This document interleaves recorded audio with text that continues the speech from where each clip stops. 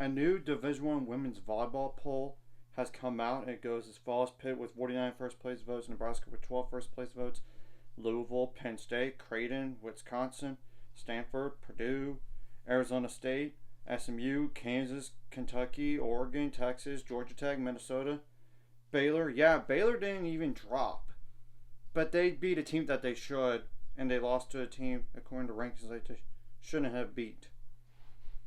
Dayton, Utah, Florida, USC, TCU.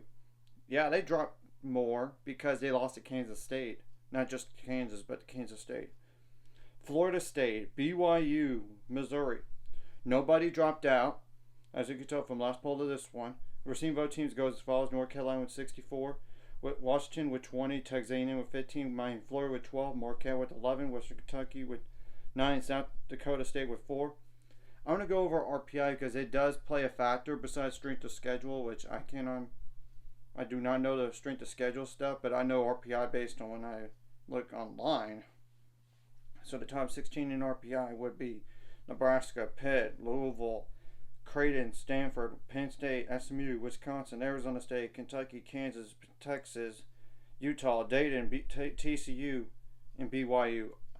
Outside looking in would be like USC, Oregon, Florida, and Baylor.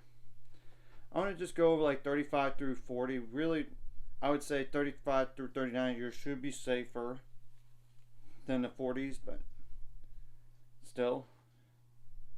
Ole Miss, UTEP, Hawaii, Tennessee, University of Northern Iowa, Rice, San Diego, Virginia, South Carolina, Wright State, Auburn, NC State, Arizona, Yale, Arkansas, Pepperdine, UT Arlington, Georgia Southern, Western Kentucky, South Florida as in USF, Southeastern Louisiana, Florida Gulf Coast University, Townsend, Drake, Arkansas State, St. John's in New York, App State, Mercer, North Colorado, Colorado State, LSU, High Point, UCLA, SFA, Milwaukee, and Bowling Green. And granted, there aren't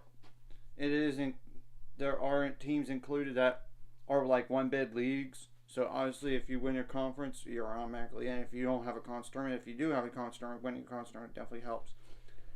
And it does play a factor if you're a top 16 seed or not, because if you're a top 16 seed, you get to host first two rounds of the NCAA tournament. Obviously, if you're like one of the top 4 teams, you get to host the Sweet 16 and Elite 8 game, regardless what happens on the Sweet 16 game. So I'm just saying it does play a factor to play on your home floor longer and before a neutral side in the Final Four. National championship, of course.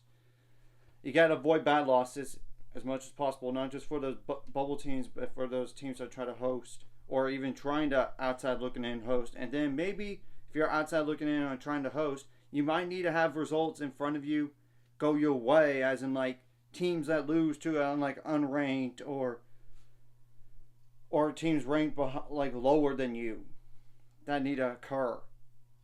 But you gotta try to take destiny in your own hands. I know, but at the end of the day, you gotta hope for that to happen.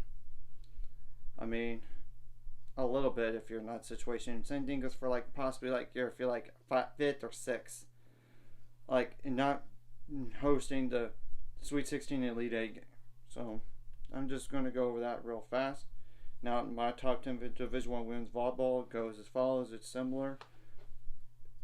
Pitt, Nebraska, Louisville, Creighton, Wisconsin, Penn State, Purdue, actually Stanford, then Purdue, Arizona State, and SMU. So to be honest, it was the same, but nothing changed from last week to this week. Just changed my mind.